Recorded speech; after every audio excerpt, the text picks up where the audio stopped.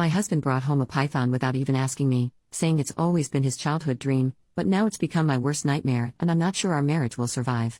6 months ago, our corn snake unexpectedly died. My husband, 26 male, and I, 24 female, were both very upset. He was a cute little guy and still very young. My husband has owned several small reptiles during his lifetime, and he told me he was thinking of trying a milk snake this time instead of a corn or a garter. Instead, 2 months after our corn died, he came home with a baby Burmese python. Apparently it's always been his dream to own a Burmese. Not only am I pissed that he got something like that without consulting me, on the upside, where we live they are legal, but I had several reservations that have only grown since we've owned it. I have GAD and that thing triggers my anxiety like no other. When I was doing research about Burmese pythons, I kept reading stories about them killing pets, children, and even their owners. So now I'm freaked out and have barely slept for 4 months. This is made worse by the fact that my husband has no experience with large snakes, and the larger the python grows, the more it shows, and also by us having a cat. The other snakes we've had, our corn snake, and my husband's old garter snake, posed no threat, but now I constantly worry that the python is going to get out and eat her. I've taken to locking the cat in our bedroom at night, which interferes with our sleep since she meows and scratches at the door, and I constantly worry about her when she's home alone. I'll reiterate, this thing is freaking huge. He is already 6 feet long. I'm home more than my husband, so I have to feed it and change its substrates often. I hate doing both so much. Especially now that he's graduated to eating rabbits and pigs. I honestly think that since my husband bought him without consulting me, that caring for it should be his sole job, but I'm not going to let it go hungry or live in its own waste out of pride. I honestly don't think we'll be able to give this snake the best quality of life, which I think is essential for all pets. He's getting too big for the tank he's in, which is his third since we've gotten him, and I don't think we have the room in our house for the enclosure my husband wants to build him. His food is very expensive and eating into our savings, but it's what he needs, so we can't downgrade. The python does not deserve to live in a tiny space and eat inadequate food because my husband wanted one as a kid. At the same time, it's a good possibility it could eat us out of house and home. I don't want kids while we own a python, and these things can live up to 20 years. I don't want to never have children, which I've dreamed of, because of a python. Because of all these reasons, but especially the ones about our cat and its quality of life, I think we should rehome the python, preferably to a wildlife sanctuary or something. I've gently brought all of this up to my husband. How much mental anguish it causes me, how worried I am for our cat, how the snake is unsustainable, and all he's done is tell me to get over it, accuse me of not caring about his happiness, and tell me I'm being prejudiced against animals that aren't cute and cuddly. None of this is true, not even the last accusation. I like his smaller snakes a lot. How can I communicate productively with my husband about this issue? He already loves this snake, and I think that's getting in the way of him seeing reason. Edit. For the snake people, I acknowledge now that our husbandry is probably wrong, proving my point even more. Also, I have been informed that the snake probably wasn't a baby if it's at this size now, so take that into an account. I am not the most knowledgeable about snakes. First update 1 week later. First of all, I have to say thank you for the outpouring of support I got, especially from the reptile enthusiasts who happen to be browsing this sub. You guys are awesome. Now, I just want to say at the beginning, so what everyone wants to hear is heard. The snake is gone and my cat is all right. Here's how it happened. Thursday night, while I was replying to people in my post, several people suggesting talking to my husband's friend, who owns Burmese pythons, is an experienced reptile keeper, and could be a huge help. I was too blinded by the situation or my own anxiety to even think of that. I messaged him on Facebook Thursday night and told him the situation. He was shocked at just how bad things were, but apparently he tried to warn my husband that owning small snakes and then jumping to a Burm is like thinking owning house cats makes you qualified to own a tiger, but my husband didn't listen. He's been busy going to reptile shows. Dude breeds venomous cobras. He's kind of a badass, so he only saw the snake in person once when we just got it and was immediately disturbed when I told him about the overfeeding, my husband's desire to start it on live food, and the fact that it free roams and is handed alone. He told me he'd come over the next day, Friday, and give my husband a real talking to, as well as do anything he could to help us rehome it. I decided I couldn't live another day in the house like that, and neither could my cat, so Friday morning I moved out to my mother's while my husband was at work. It was a bit sneaky, but I knew that if I tried to leave while he was home he'd try to convince me to stay. I called him on his lunch break though and told him I'd left until the snake was gone. He was very upset, but started accusing me of being so petty as to let a snake wreck our marriage. I had nothing productive to say to that, so I told him I'd talk to him later. Well, my husband's friend was so angry at what he saw of the snake that when he got to the house when my husband was home from work, he gave him the tongue lashing of his life, and told him in plain terms that now that he saw how woefully inadequate we were as big snake keepers, there was no way he was going to let the snake stay at our house. Being yelled at really affected him. When my husband drove over to my mother's to talk to me, he looked like a kicked puppy. He broke down and told me that he loved me, that he was sorry for the hell he put me through, and that it had taken having reason yelled to him by an expert for him to really see what was going on, and that he understood now that the snake could no longer live with us. I know that at that point that the sorrow he felt was due to having his snake taken away, not of real understanding, not yet. So don't worry, he's not completely off the hook. It was cathartic to hear though. His friend contacted a herpetology society he works with regularly and then, a member of that society whose specialty is rehabilitating snakes that irresponsible pet owners get and then mistreat on his ranch. So Snake went yesterday to this guy's ranch, where he'll be fed the right food and go on a diet apparently, and live in a space big enough for him. My husband and I have talked a lot about this and he acknowledged that his fervent desire to fulfill his childhood dream made him careless and selfish, that he wasn't trying to be malicious towards me, but he just wanted the snake so badly he'd do and say anything to keep it. It still seems like, though, that he hasn't learned, which I'm not expecting this early but is still a mite disappointing. He talked yesterday about getting a ball python and I put my foot down. I don't think we should get another snake for a long time. On Sunday I sat him down and asked him to tell me the truth of how he got the python, because walking into a pet shop for a milk snake, and just finding a Burmese was sounding more and more implausible the more I thought about it. He admitted that he arranged to get one with a breeder online while he was telling me he wanted a little snake, meaning he was actively lying to me. This breeder is also a state away, meaning my husband participated in something illegal when he met up with him to get it, since transporting Burmese pythons across state lines is against the Lacey Act. I'm very angry about this. I'm upset about his lies, and I'm upset that he blew me off for months. He admitted he lied just because he knew I'd say no, which shows such an immaturity that almost disgusts me. I'm upset that he broke the law. I'm upset that he only listened to what I told him when it came from someone else.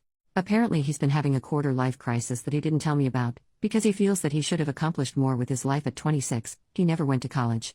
I feel sympathy for him with that. But that's no excuse to treat me badly.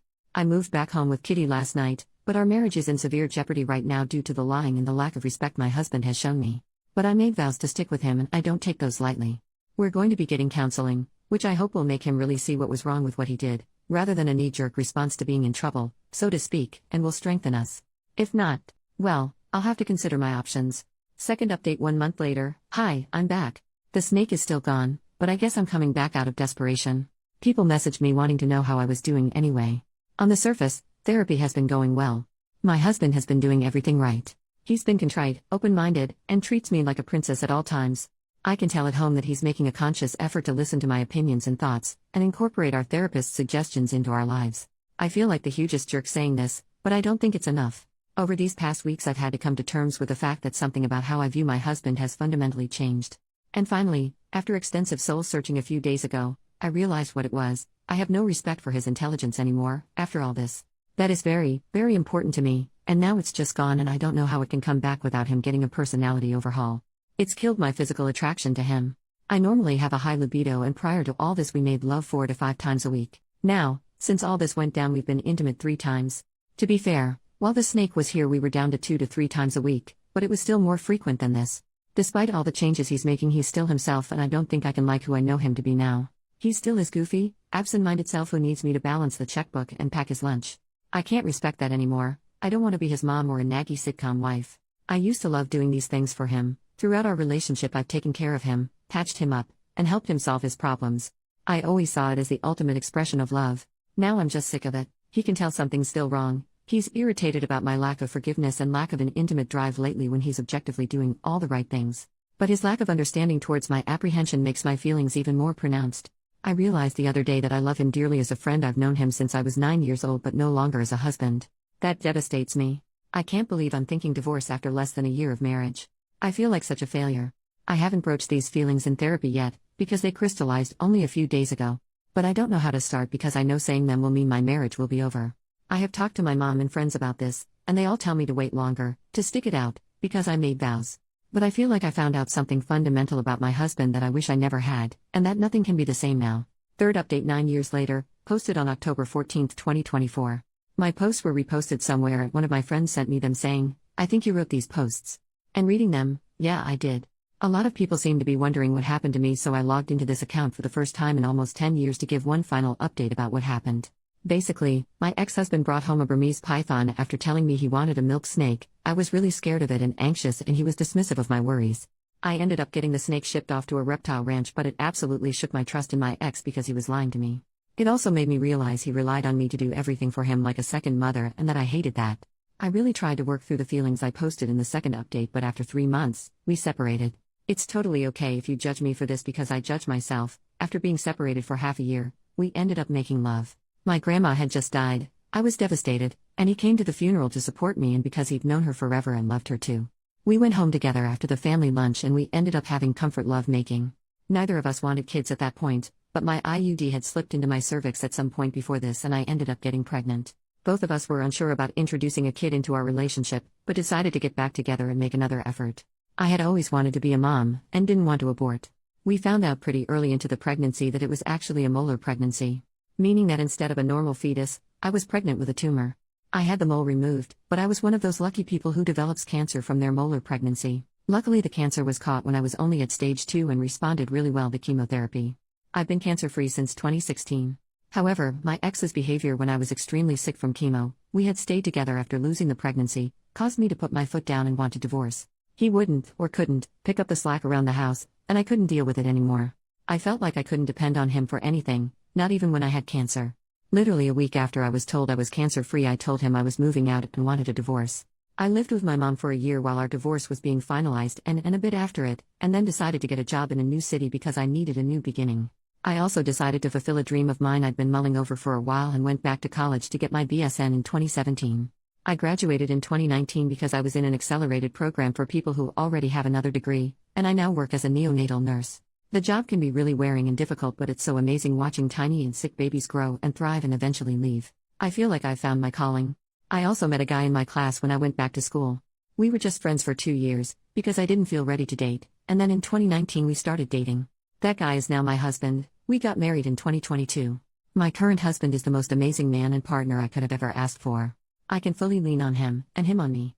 And I don't have to ask him to please pick his socks up off of the floor. He even does most of the cooking because I hate cooking. Due to my cancer treatment, I went into premature ovarian failure, so we are going to start IVF in the new year with eggs I had frozen before my chemo began. We also want to adopt and or foster at some point and have been looking into that as well. I know for sure my husband is going to be a wonderful support for me and an amazing father. At the time of my divorce I had no confidence my ex would be either of those things. I don't want to just bash my ex though. He is doing much better since we got divorced.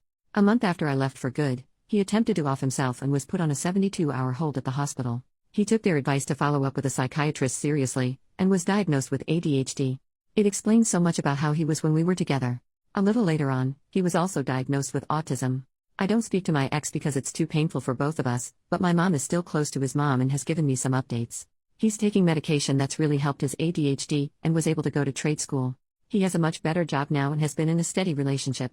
I wish him all of the best. I look back on my old posts and all I can do is shake my head. I was putting up with so much I would never put up with now. I was so grown up because I was 24 and married, but clearly I still had maturing to do. Part of me feels sad for my ex too, because he was struggling for so long and I was writing him off as unhelpful. However, even though he had a medical reason for being inconsiderate, I still had to do what's best for me, and I was at my breaking point. Considering his success, I think we're better off without each other. Oh, and I still talk to my ex's friend the cobra breeder from time to time. Bucatini the Burmese python is still doing great in his new home.